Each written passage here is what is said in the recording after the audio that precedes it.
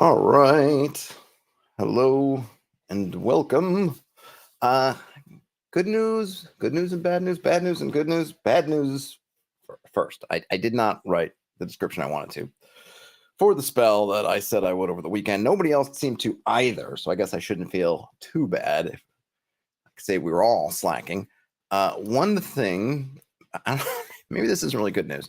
So, something I was thinking about. I think the problem with this spell. Oh, my chair decides to go out. Hold on a second. There we go, baby. One thing, I think maybe where I was going wrong, and wrong, it's not the right word. I think the scope of the spell was too big.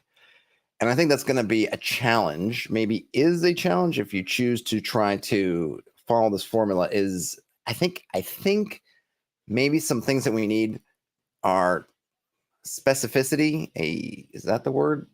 Yes, no, yes. You want spells to be highly specific. Now, that's not to say that there could not be a weather-related spell that comes out of this, but I'm wondering now if I was being too general, because it was kind of like, well, because I was thinking, it's like alter weather, and okay, you can make it warmer, you can make it cooler, but those are pretty kind of vague. So I'm wondering if, hey, Frederick, thanks. I think Frederick said, welcome back. I really wasn't gone anywhere. It was just more the holiday, which, now they're calling it, I think, according to my sister, according to my daughter's school, it's kind of Indigenous Peoples Day / Italian Heritage Day, which is fine. I think the thing is about it, though, I don't know when it was Columbus Day, and I'm sure depending on where you live, probably still people say Columbus Day, you don't get it off work. So it's one of those holidays. And in New York City, there's maybe more of those than other places, simply because we have a very multicultural city here. So even when you get things, okay, well, yeah, sure, Indigenous Peoples Day, Italian Heritage Day, Columbus Day, that's a classic kind of holiday. That's fine. But you also get stuff which I think is cool, like some of the Islamic, Muslim holidays. Also very cool, but you don't tend to get those off of your work. So my workload and my wife's workload yesterday were not any less, because this day only our daughter is running around, jumping around, wanting to run around. So just, it's one of those things that, like, yeah, I wish it was just a holiday, but it's more like, well, we just got to figure out what to do with the kid, so to speak. And it was a combination of just letting her watch stuff. I kind of hate it, but sometimes it's so convenient. Like, all right, just get on the iPad. And then we made some plans with one of her friends, and we did kind of a handoff. I think the other thing that we are lucky, or my situation is lucky, is one thing is New York, full of neighborhoods, right? My daughter is pretty embedded in our neighborhood in that she has obviously been in this neighborhood since she was born. Well, maybe that's not obvious, but we haven't moved since she's been born. So she's been in this neighborhood her whole life up until this point.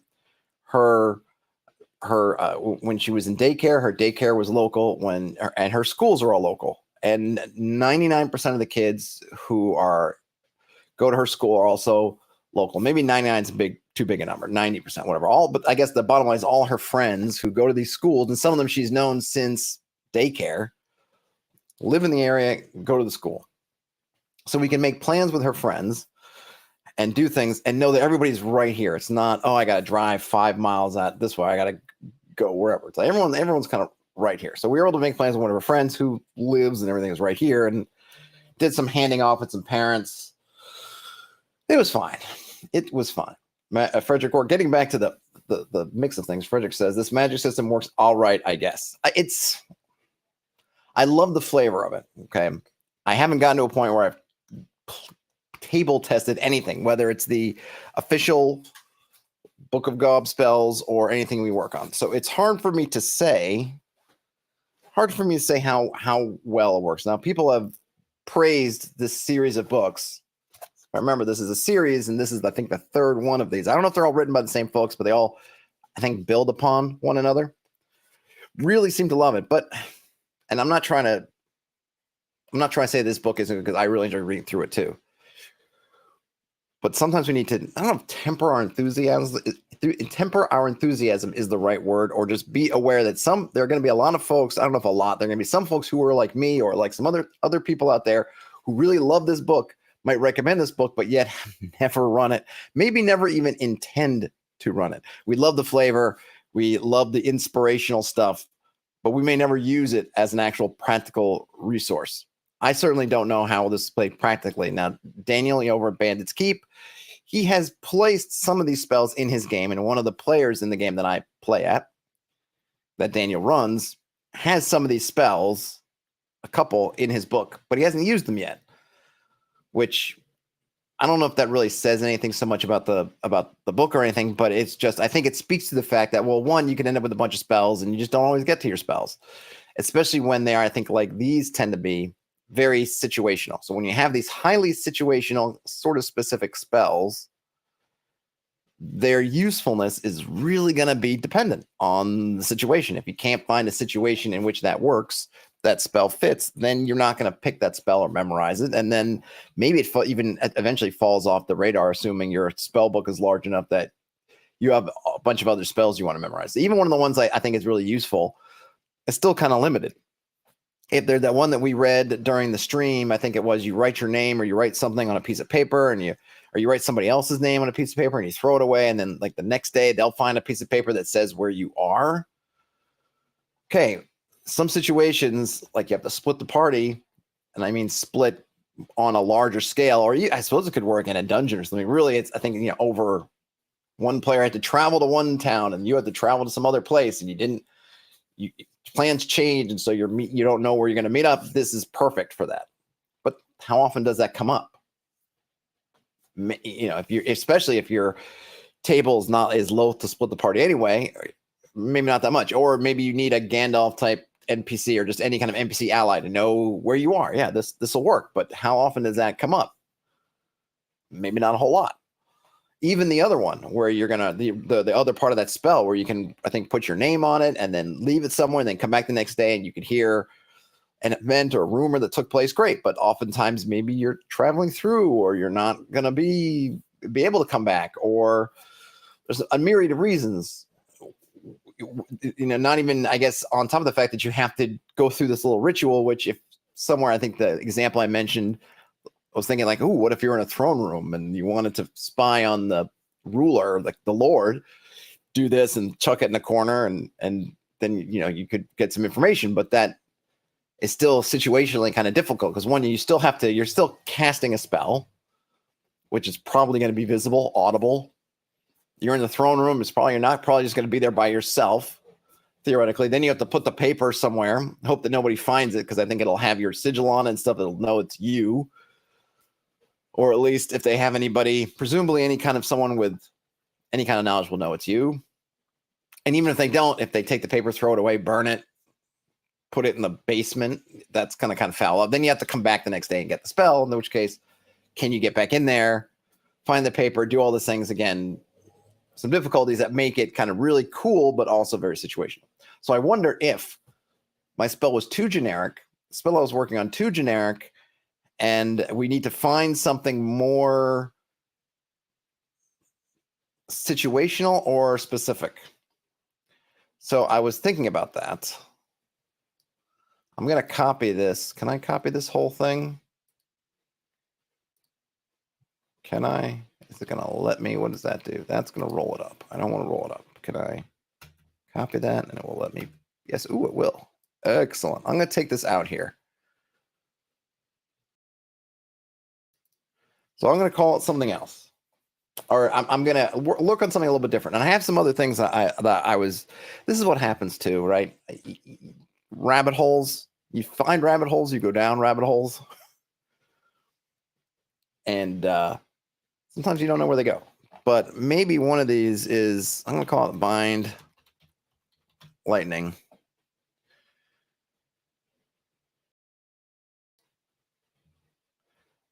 What does it do? The effect.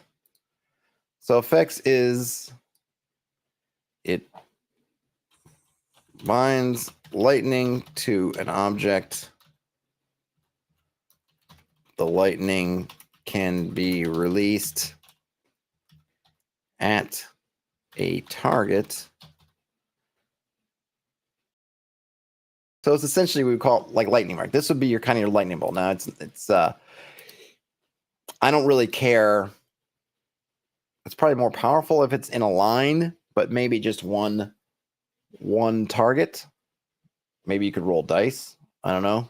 I'm trying to remember this whole thing with these kind of Gaub spells, is that they're not detailed mechanically. So I'm trying to, and how well I'm succeeding is it's a struggle. And then this is kind of an old espresso or cappuccino for the working man. I'm trying not to go into that, start churning my wheels on trying to look at the mechanics part. So I really don't even want to think about like how many targets is that? At least at a target, maybe just released in a certain direction. Maybe that would be good. And that, therefore, you can leave it off there. And then you can get rid of that. So pretty clear.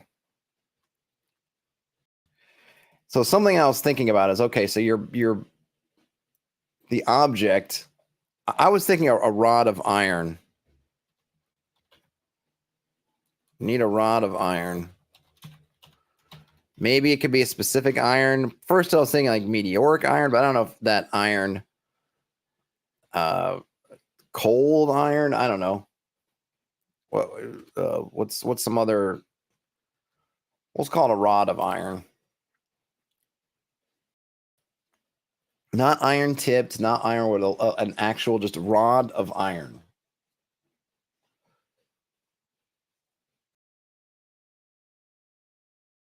Oh, you're drinking.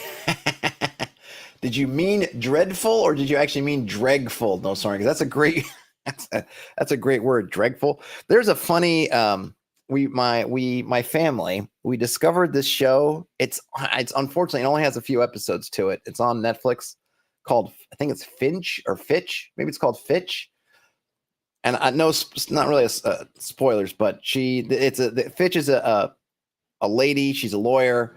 She has some issues, so she has to get a new job at a law firm. I think she moves towns. And anyway, there's the law office is right next to a very fancy third wave style coffee shop. But she immediately, I forget what she does, because she's just not socially, she has some issues with her.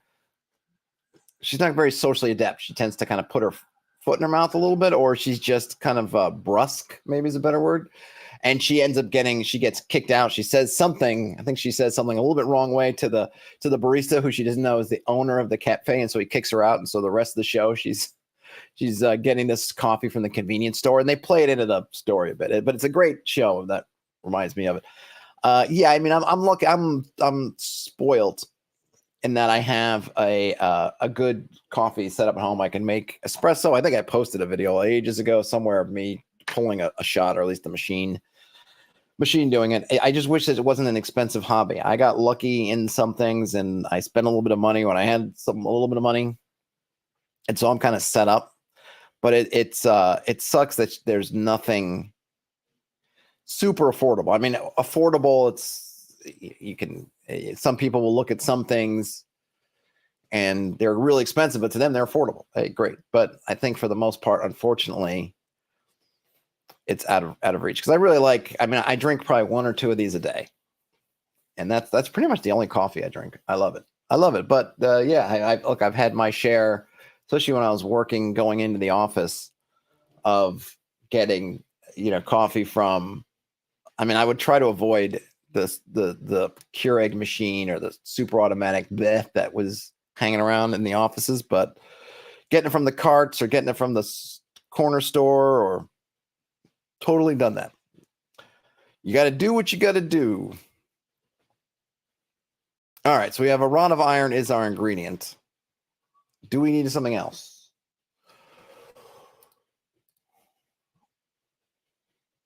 Maybe we need something kind of it doesn't really fit, right? Spark. Well, I mean, electricity, right? Spark is electricity, is it not? What would you, a stone? Because there are these rods where you're,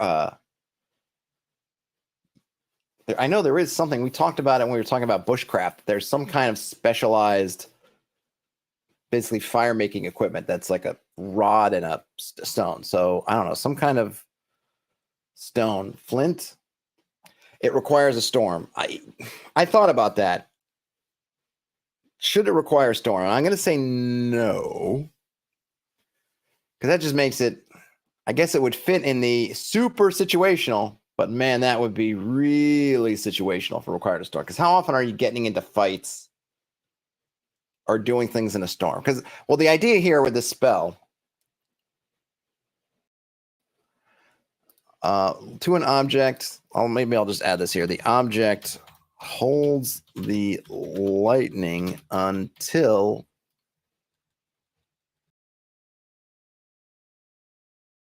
it is released by the holder of the rod in a target direction. So the idea here is you have this rod, so here's the spell, right? It's kind of call lightning or something, but you don't need to be outside necessarily, but you need to pre-plan it. So you need to take the rod, and maybe that's the thing, is the pre-planning part, the part where you kind of cast part one of the spell is you're out somewhere, there's clouds or something, and then you say something and lightning will come down to the rod. Maybe that's what it is.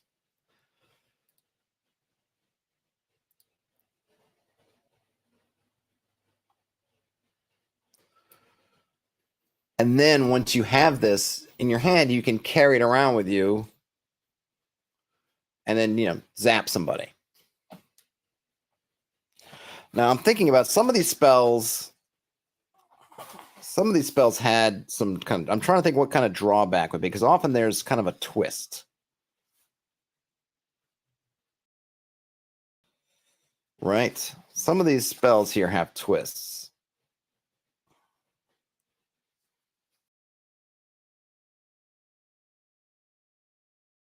I do like the thing about the sigil. I'm going to have to make some notes, because one other thing I like the sigil.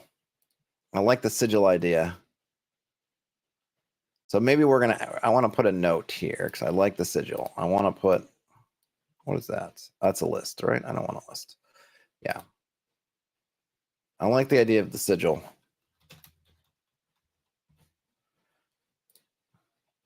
An arcane mark that a magic user uses to bind and control. Let's call it magical.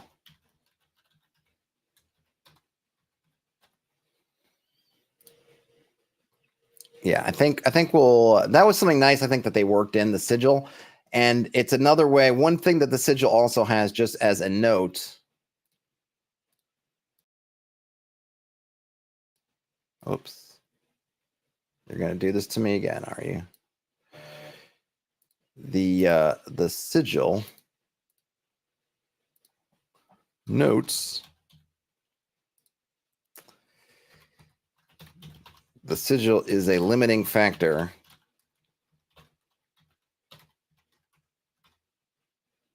to maintaining or casting multiple spells. So if you recall, there were a lot of the, not a lot, but I guess a good number of the spells in the book had this, hey, put a sigil on it, right? Carve your sigil in it, write your sigil. And I didn't realize until I got to the appendix. This is also why I kind of think, as much as I like the appendix kind of keeping the mechanics away from the spells, but reading that does help you understanding a little bit. And maybe they could have made a note or something. I don't know, because I get it in terms of organizationally, you want the appendix, it's kind of out of the way. It's not really core. You don't need it, presumably, but it's good to have. But the one thing that the appendix makes clear is that you're only supposed to have basically one sigil. I think you can write one sigil or have one sigil active at a time. So you can't just go and do all kinds of spells. Sigil all over the place. You can't do it. You got to have one. If you then do sigil something else, another one breaks. I might actually extend that a little bit and maybe say you can have up to your level in sigils that are active. But once you get up to that limit, if you have more than one out there, it might be random as to which one goes. It's not necessarily oldest to newest. It's maybe we'll have to roll some dice, pick a number between these effects. But maybe it's easier just to have one, because remember the other thing is a balance, not as a balancing, but just as an ease of use. Is if you just have one, then you kind of know. You could even have if you're playing in person, maybe you have a chit or a chip, and you have your sigil, and then when you cast a spell with the sigil, you hand that in. Maybe you could write a note or something and say, yep, this spell on the sigil is, I've got this spell. And then it's kind of spent. And then when you either turn it off or the time expires or however, then the spell ends, you get your sigil back, so to speak. You could do that. I'm sure you could figure this out in the VTT type thing. But so a couple of things here, right? So I like this. I love this idea of sigil. Now, there's another note here we could probably make, which is that sigil is going to identify the caster of a spell.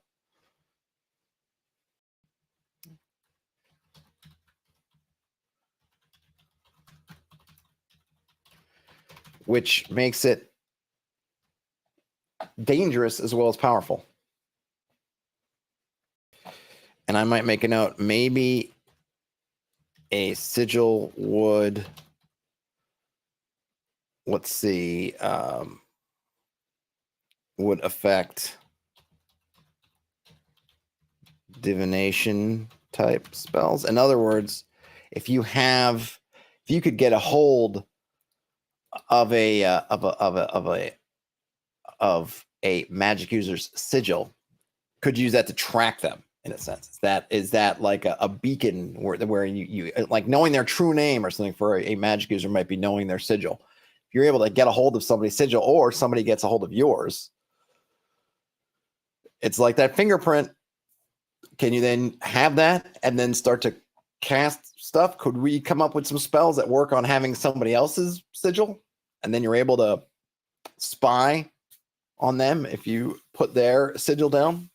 Of course, those spells might require you to put their sigil and your sigil somewhere and then hide it somewhere. Now, the sigil will vanish when a spell ends.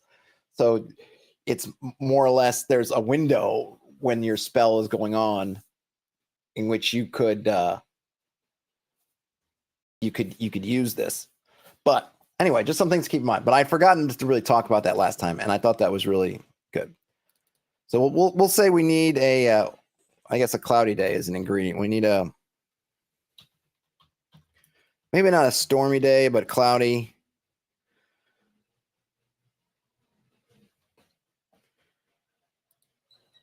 A cloudy day, clouded.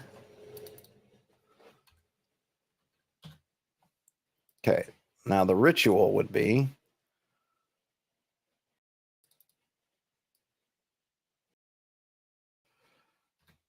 the magic user. That's got to be outside, right? The magic user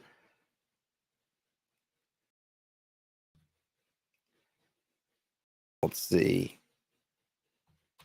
draws their sigil on the ground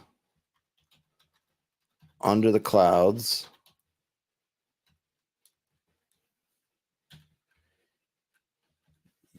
Uses, I guess maybe draws their sigil. I'll just say uses the rod, uses the iron rod to draw their sigil under the clouds. A bolt of lightning will strike the rod without harming the magic user. I think that might be good. And whatever time we could make this more specific, maybe cloudy day, maybe we do need to go to stormy weather. Because the one thing is that because you can save it for some who knows how long period of time, maybe it's okay to make it more specific, because now it's not, you have to be in battle. Because my original idea, when I think it was No Sorian said, oh, does it need to be storming outside? And first I was thinking, well, be in a fight when it's storming. But if we instead say that, well, okay, well, you have to find a storm, and I think most games, I'm not even going to worry about it, right? Okay, if I was expected to cast this before a battle or right at the battle, then saying it's going to happen during a storm means that unless I have another spell or somebody else has another spell that's going to be creating a storm, chances of this coming up, not very much. However, if I can save it, if I can go up and tag this rod and I can hold on to the rod for days, weeks, then if it's more specific circumstances, that makes more sense because I just have to find it kind of once in a while and I can charge up my rod. That sounds gross. The Fried Industry. Hey, happy Taco Tuesday. Hey, and thanks. So welcome aboard if you're hanging around the Fried Industry, but I appreciate the kind words either way. And yeah, Taco Tuesday. I don't think I'm having tacos for dinner, but that makes me think I want to. Now, see what you started, Fried Industry. I'm thinking about tacos. All right, so we have the magic user use the iron rod to draw their sigil on the ground. I guess maybe during a storm. Well, I'll put during a storm. Why not? I've been talked into it. I've talked. No, Saurian has mentioned it, and now I've talked myself into it. And the user.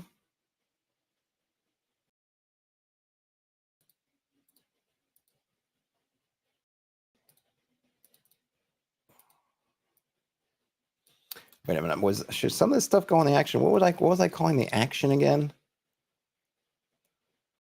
Oh, I see. Yeah. Yeah, so the action is really this is the action. The action is the juice. Oops. There we go. Yep, that's the action. Target is the sky, which I guess is true, which is the storm. Well, no. Well, here, I guess it's a two-part. So we have part one. It's really the rod is the target, I guess. Not really a target. Is there a target? What are we calling as a target? Yeah, well, I guess the target is the rod. Yeah. The rod. The effect is the rod becomes charged with a lightning bolt.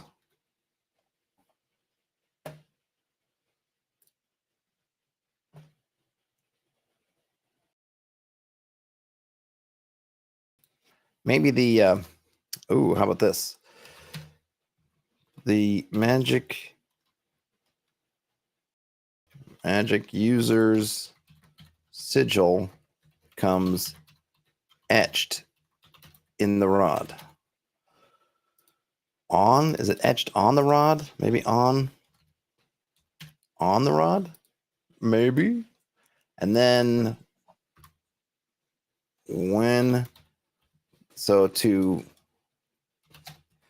magic user can release the bolt by pointing the rod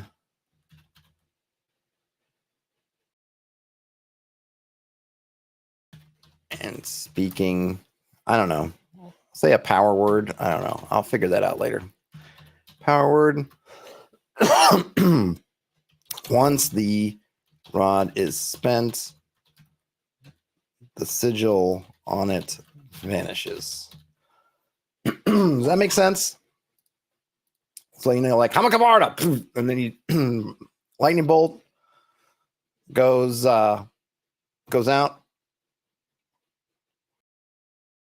and then the sigil vanishes. So the sigil will only show up on a charged rod, if you will. And so I like this sigil. This sigil system actually is really, it really appeals to me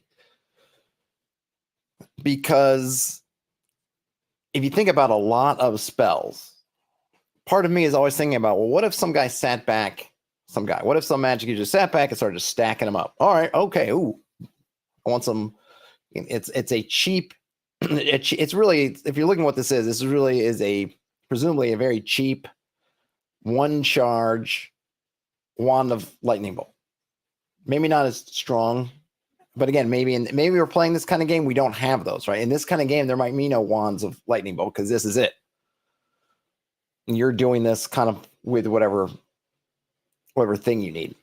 Whatever, different spells, if you were going to add them, if you're going to put them on an item, would require different materials. Maybe fireball, I wouldn't want a rod of iron, I'd want something else. Maybe it would be wood, maybe it would be like some kind of like ruby or some kind of gem that is, we would connect with fire. I don't know what happened to my voice suddenly. Let me take a little sip here.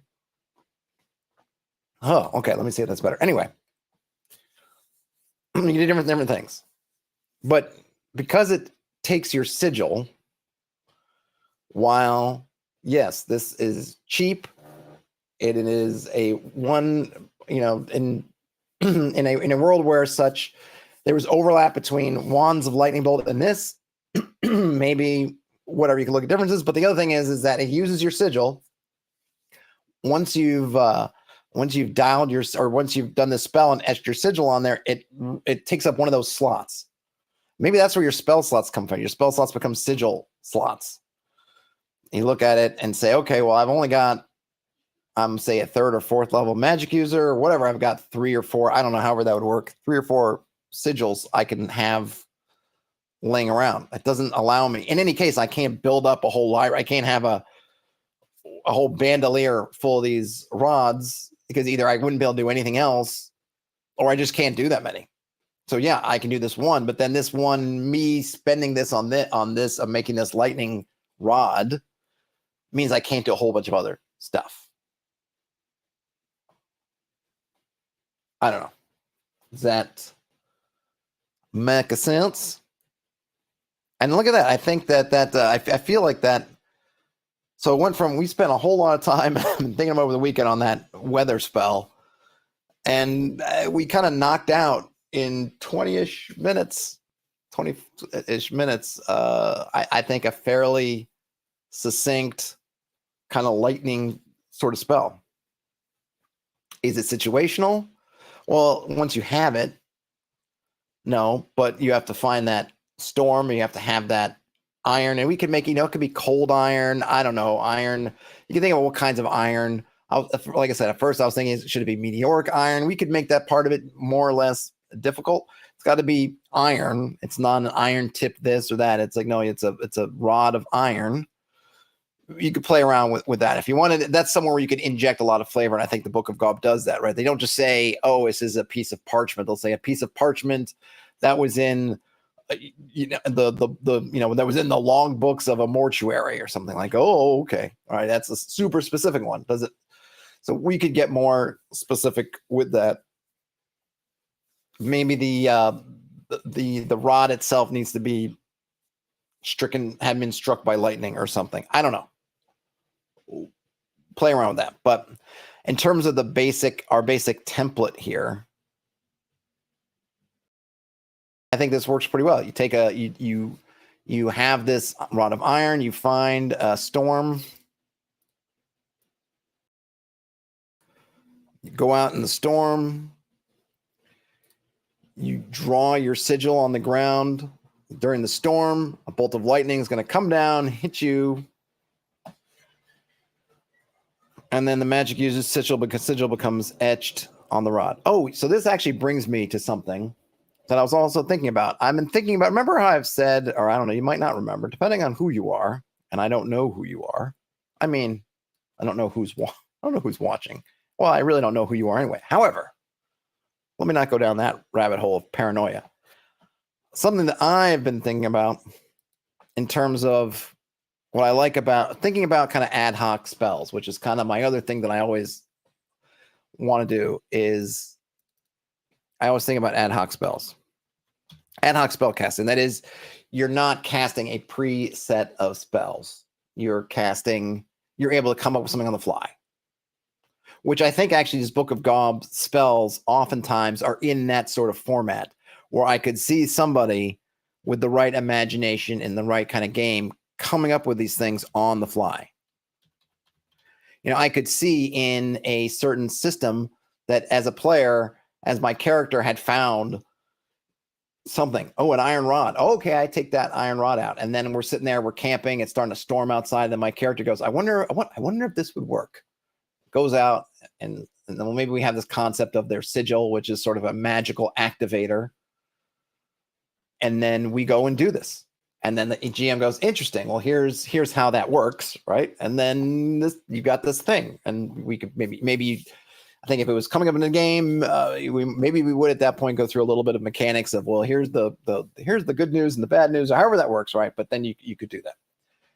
And whoops, actually, that's the wrong word I wanted. But, or not but. So I've been thinking over the weekend about, and part of me was thinking, like, for this part, should I just start over and think about, well, what if I was going to ad hoc this stuff? What if I was going to just and I might still end up there where I would say, well, could we make this into a system where we could just let the spellcasters do this work for us? What does it require from our end? It requires some kind of general framework. How does magic work? That's kind of that's the big requirement. You need to know, there needs to be a framework how magic works. Barbarians of Lemuria gives you that framework and gives you this kind of level system that you can apply to what you're doing. So that, they have sort of small effects up to sort of really huge effects. And that kind of is the level of the spell, so to speak. I think I don't know if they call it circles, however they call it. You can check. I did a stream on that. You can probably look it up on the channel if you're interested, or just go by Barbarians of Lemuria and check it out. But they had basically their level 1 lowest level spells was essentially if you were mimicking what a person could do, or mimicking is not the right word. If the effect of your spell was equivalent to a man's power, manpower being something that a person could do. It can manifest itself in different ways, but ultimately you're doing what just a person could do. That doesn't mean that it doesn't end up being special or magical. Because you might look at something and like, there's a sheer cliff. Well, I could make levitate, and I could essentially, in this instance, I could position levitate is that what levitate's actually doing is climbing by another means. Climbing is something a man can do, hence it's at that lowest level of spell. Now, that also implies that I'm not shooting up like a rocket. I'm not going 1,000 miles an hour. I don't have a lot of other things I'm doing because I'm just going up. Because that's what I'm mimicking, as I'm mimicking going up. So I'm not flying. I'm not zip-zabbing around. There's a whole bunch of stuff I'm not doing, and my speed would essentially be a person's climbing speed, whatever that is.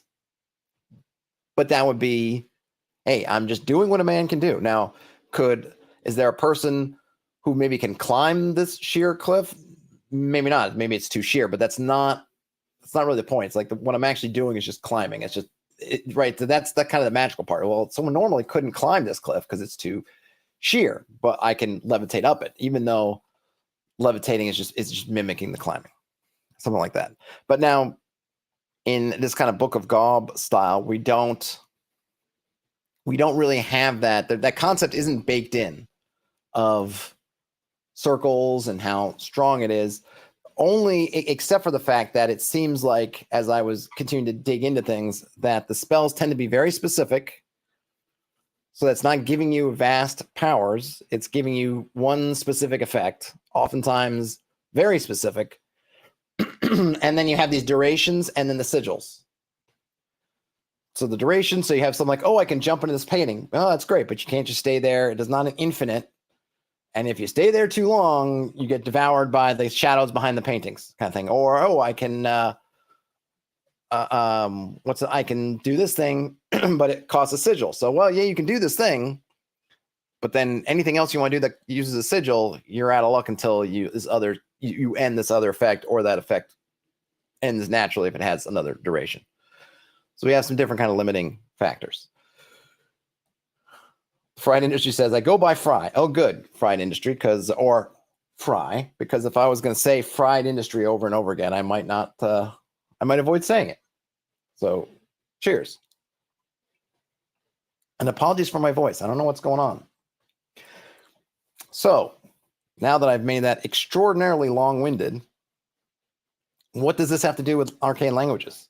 Well, I've been thinking in kind of my game as I'm sort of resetting things. I really have liked, and this idea is not new. It's not mine. I didn't come up with it. It's been around in different forms for ages. This concept of languages, the power of languages. Now, usually, right, you think of like, oh, magic languages, like, oh, you wrote it in like, your spell books are written in an arcane writing that only folks who can read magic can understand. Okay. Or, oh, you speak the language like Draconic. It's not really, the language itself isn't necessarily, magical, but it's either fictionally we tie some of these languages into magic, like, ooh, all the, the Draconic's kind of the language of sort of, I don't know, because language of dragons. So, magic users all speak Draconic, or it just seems kind of cool.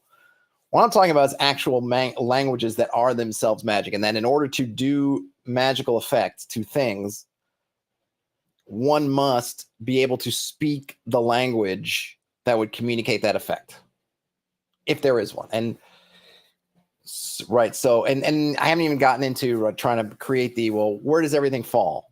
Is everything covered by a magic or covered by language? Is there some overall language that does everything, or do you have to know where the specificity, all that stuff? Well, we can get into that, but I think there's a really kind of neat idea.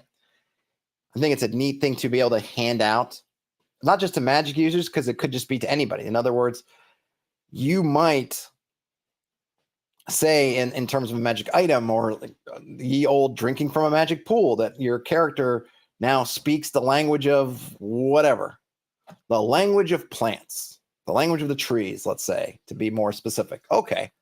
Well, maybe that doesn't allow them to cast a spell per se. They don't suddenly just get to go pew, pew, pew, spells.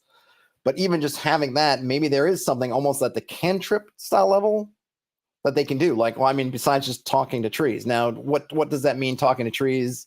I kind of like the idea that you can sort of hear what they're saying and kind of get it. You're not really having a conversation, but you're aware of what's going on. I think of like Legolas when they go into, was it Mirkwood? In which he can tell that like the trees, there's a lot of anger. Like he's not having this conversation. He's not stopping and turning to an oak tree and just having a conversation. But at the same time, whereas everyone just feels the oppressive atmosphere, he's getting a lot more information. Like, oh no, there's anger, that's been happening. Maybe even get some more than that. Or there's another part in Fellowship, or that might be in Two Towers, in Fellowship of the Ring, where they're going through old elven lands, and he talks about that the stones, the rocks here still remember the elves who lived here. He's not having a one-on-one conversation with the rock, but he's got some kind of thing there where he can kind of hear what they're saying. Maybe they just sit there and they just say it over and over again. I don't know how that works, but he didn't stop and say, hey man, Mr. Rock, tell me what you remember about when the elves were here. No, the rocks, he's just able to kind of listen and hear this dialogue, or hear this recording, or whatever it is, or get this feeling sense from the rocks. That's more along the lines of what I'm saying, if that makes sense. So one of the things I was thinking about was, well, we should have elemental languages. Nosorian says, Legolas speaking to stones, what blew his cat. Yeah, I mean, it's a cool little moment. It kind of just happens, and it goes. And I'm surprised that more wasn't. It never made it into like D&D elves or anything. The fact that they could speak to stones, or even just hear what stones were saying. But yeah, it's kind of cool. I mean, maybe that's where you could think about it in D&D terms. Maybe that's why they can say elves can get secret doors and things, is because that the stones are like, yeah, there's a secret door here. I don't know. And it's also interesting that Gimli doesn't seem to have that kind of power. And what's also, we never hear, or it's never told to us, as far as I know, is it one language? Is stone language separate from tree, plant, or is it just nature language? Or does he actually know where are these things? I don't know. I mean, but this is where, for our own worlds, we can build these ourselves. So I was thinking my first ones I was thinking were the elemental languages, right? So we got Stone speak. Or maybe I'll do this. I'll do it this way. Earth would be stone speech. I'm not sure what water would be. I'm thinking in terms of air. I was thinking might be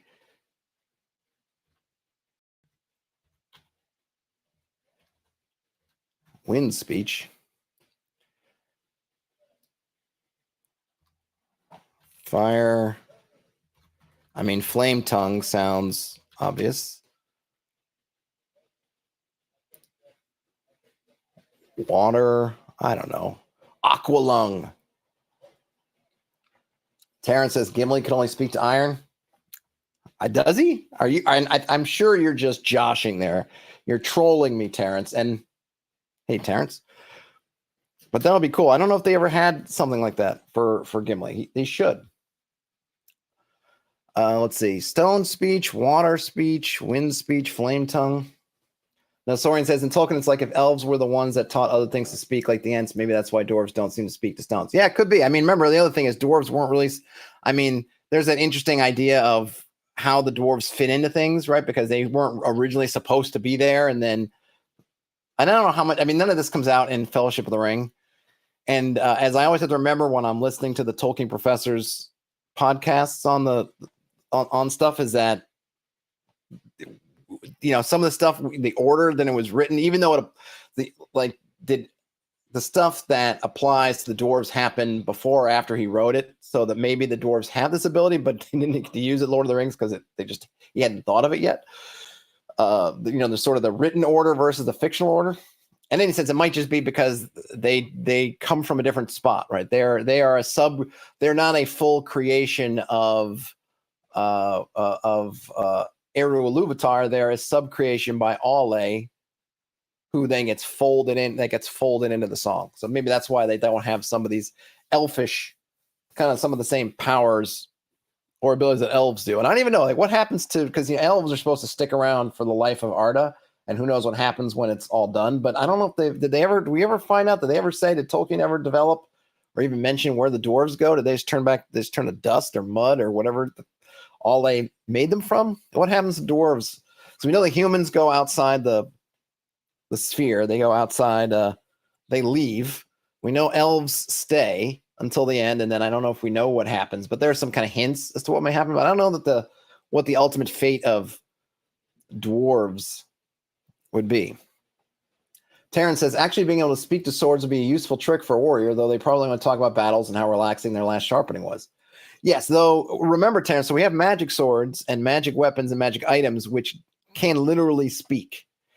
But what I'm thinking with these kinds of languages, maybe almost put in languages as quotes, it's not so much having a conversation. It's more like, I don't have any Tolkien books in front of me to search.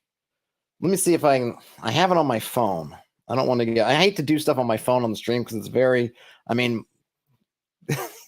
these videos are not visually interesting to begin with, much less so when I'm on a static screen and my head is bowed down so I can look at my phone. Isn't there some kind of Tolkien project? Hold on a minute. Let me see.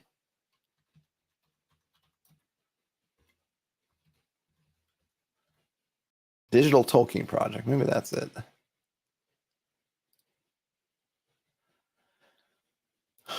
Oh, shoot. I don't even know. Wait a minute. Where was it? Hold on a minute. Can I remember? Where were they going? They were, gosh darn. Because I feel like if I put in stone, I'm going to get way too much. All right, Lord of the Rings. It would be, I don't know.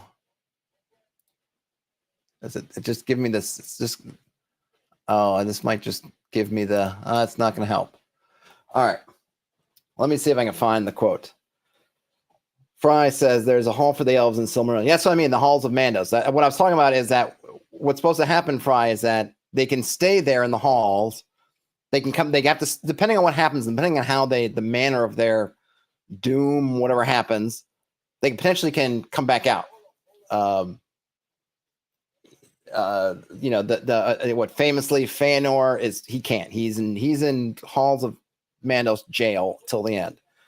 There's a couple other folks who decide whether they come or not, what they do. But all that is within Arda. It's like within the universe.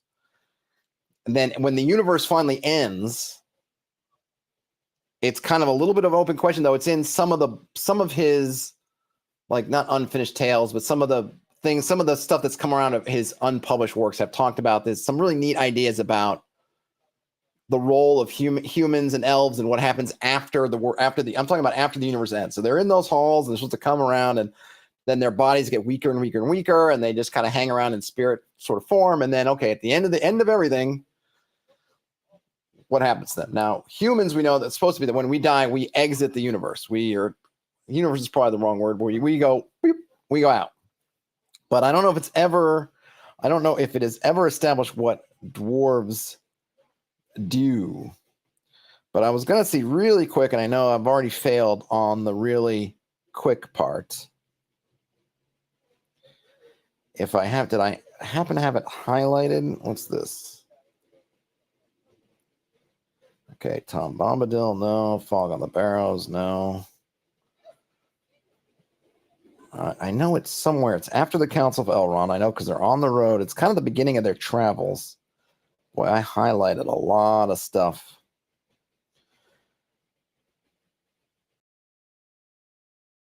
Oh, wait a minute. Hold on. No, I think...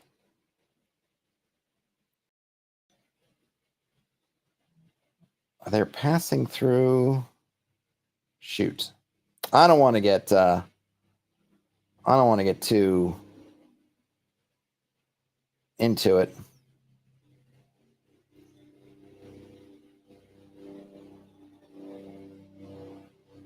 Okay.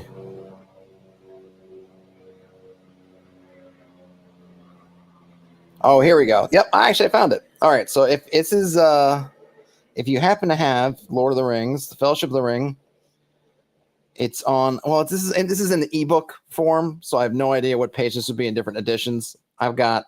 It's in, I think, The Ring Goes South, I think. But let me see. Actually, I can put in the exact quote in here so I can see.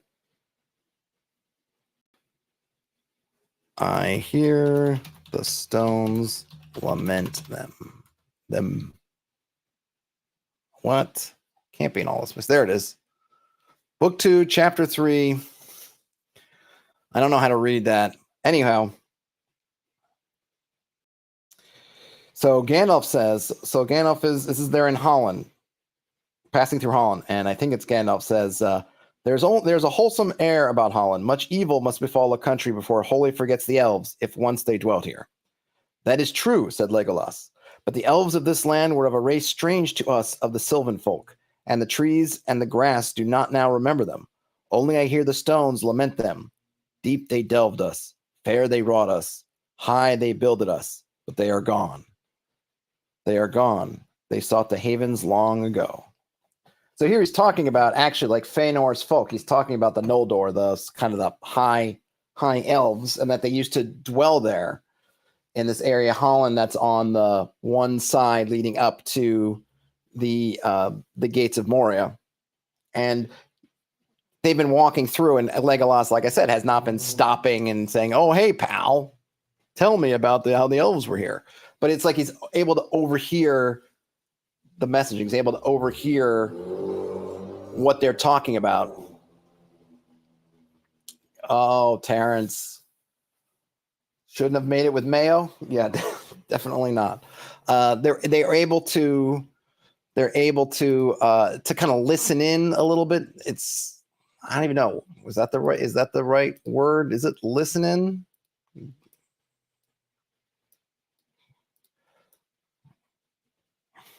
You're going to do this again, or you're not going to let me. Hold on a minute. Maybe it's easier to. No. I don't like Ouija when you're not cooperating. You're going to.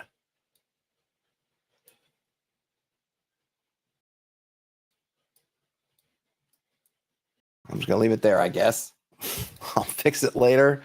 I don't want to monkey around with Ouija. So, what are they? Ugh. Stop that. Thank you.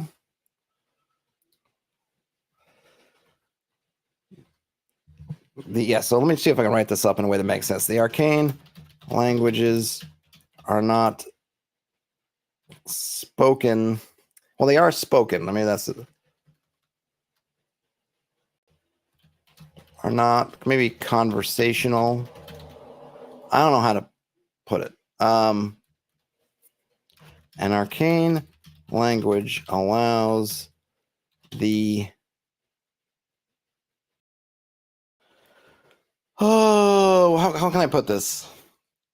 I know I said it, but I was trying to say if I could say it succinctly. So when you know an arcane language, you're able to hear the broadcast messages.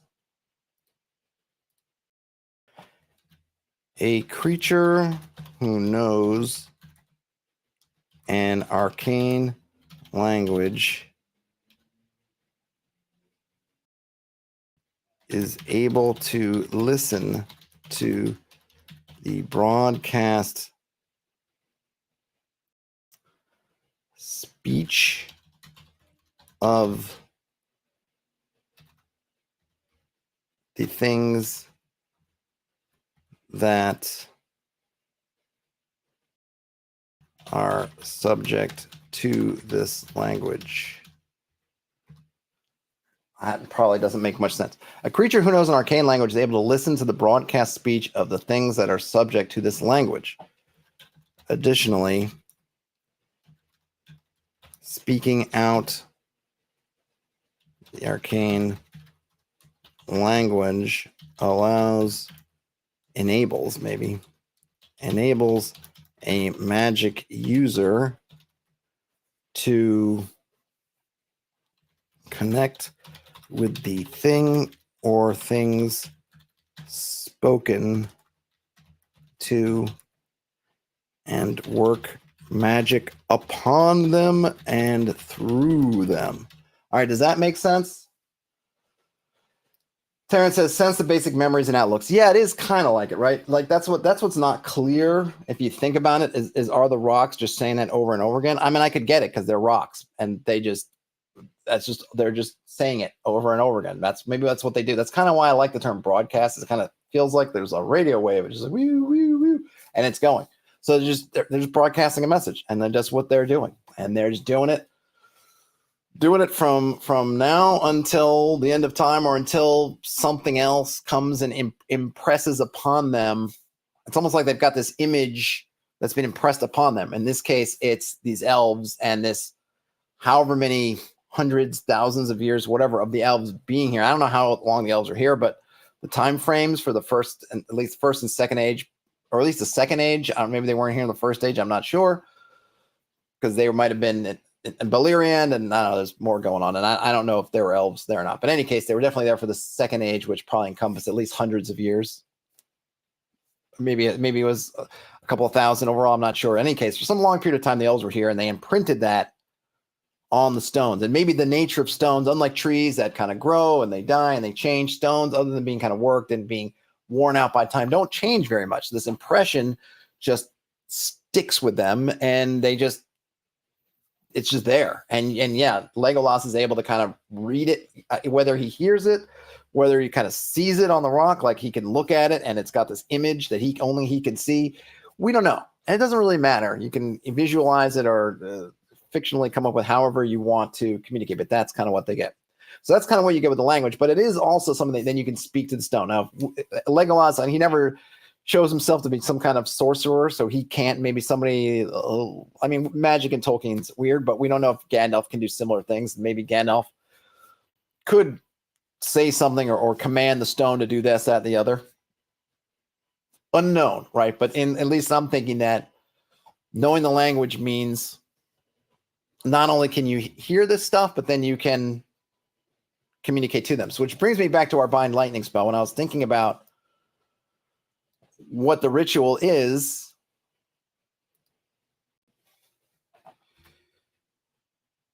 that the magic user calls out to the storm in wind speech.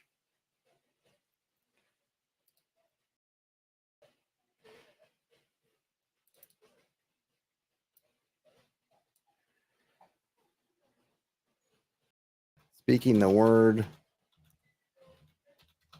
lightning in wind speech. Well, Soren says it could be the sounds of the lightning resonating on the stone. Or sorry, the sounds of the language resonating on the stone. It could be, sure. Though, remember, in this case, we are getting from the stone's point of view, right? So Legolas is not saying that he sees some image of what the elves were doing, but he is seemingly hearing or somehow getting the lament of the stones looking back at what the elves did. But yeah, I mean, there could be a bunch of ways. Terrence says that they like how in Discworld series, Granny Weatherwax makes a stone wall melt by making the rock remember when it was young lava. Yeah, I mean, that would definitely be a cool rock to mud kind of spell. You could totally rewrite rock to mud like that. So why do I like this? So the thing is with the languages, is much like the sigil. It's another way of putting in some harder, not hard, I want to say harder limits, but it's another way of limiting in some ways what a magic user can cast or can spell, because they're not going to know all the languages. Maybe they can know a couple. I have no idea how many languages I would end up with. I probably wouldn't make it a one-to-one based on, I might not tie it to intelligence. But, classically what you roll, you have a high intelligence, you get 4 spells. Well, if you get 4 spells, you obviously have commons for free, then you get, I don't even know the exact number. Let's just say it's 4. Oh, I got 4 not 4 spells, 4 languages. I wouldn't want that. Maybe I'd say, well, you can learn mundane languages, or you can take an arcane language, but they pay 2 for 1. So you would say, oh, okay, you can get whatever, but then you get 2 arcane languages. But then I wouldn't want, if you were a wizard with, you roll low on intelligence, I suppose, depending on how you're playing. Again, you get into that, where I'm not trying to go is in the weeds of the mechanical part, but I'd want there to be kind of limits. And I think there's some neat stuff we can do with these languages, and especially when you get into kind of living things, because how granular do you get with these languages? Do you have animal language, canine? And I forget what we looked at ages and ages ago, where they really had this breakdown. It really went, there was some kind of structure to it, where they had like animal to canine to dog, or canine, and then within canine you might have dog, you might have wolf, you might within dog maybe you've got mastiff or something like. And you can do things like that. You can have a lot of fun with it. But I think I'm going to lean in on this. So I think, because I got a jet in a minute, so I'm going to have to end the stream momentarily. But I think, so we got 1 spell down, and let me just to put a ribbon on at least this. So we have a bind lightning spell. The effect is it binds lightning to an object, that being a rod of iron, and the rod holds the lightning until it is released by the hold of the rod in a target direction. So what do you need if you were a wizard and you wanted to cast this spell? You need a rod of iron, and you need to have a storm, because you need to go out into the storm. The ritual consists of the magic user going out during the storm, using the iron rod to draw their sigil on the ground, and then you call out to the storm in wind speech. So you also got to know wind speech. It would be another kind of prerequisite, so to speak. And then what happens is once you've done that, a bolt of lightning will strike the rod without harming the magic user, and then the magic user's sigil becomes etched on the rod. The effect then is that the rod is charged with a lightning bolt, and I was toying with, and you could probably add it in if you want to, if there was maybe little lightning things like arced off of it. If you wanted to give it a kind of a visual effect, you could. But the rod is charged with a lightning bolt. The magic user can release the bolt by pointing the rod and speaking the word lightning in wind speech. So I'm not worrying about mechanical stuff, and it's basically going to go on in a line. From there, you can worry about all the mechanics of that stuff, and then once the rod is spent, the sigil on it vanishes. And so I think that works pretty well. You have some limiting factors. You got to know wind speech, and you got to have a free sigil to do it. Terrence says he speaks the language, the arcane language of banana slugs. I'm not sure what a banana slug is, but there might be some real advantages to being able to speak to the slugs. One never knows. But on that note, folks, I will be back. We will continue working on this through. We might end up with something really funky and cool and interesting by the end of it. I feel like there's definitely different directions. I want to talk more about languages. I want to look at, could we kind of add, if we were going to make this ad hoc, kind of how would we do that? Maybe come up with a couple other spells, and hopefully we can, at the end of it, have some kind of framework that we can use either to make spells for folks to have in the game or to create a system that would allow folks to create their own spells. In any case, have a great rest of your day, night, and whenever you end up watching or listening to this. Game on, everybody, and I will talk to you later. Bye now.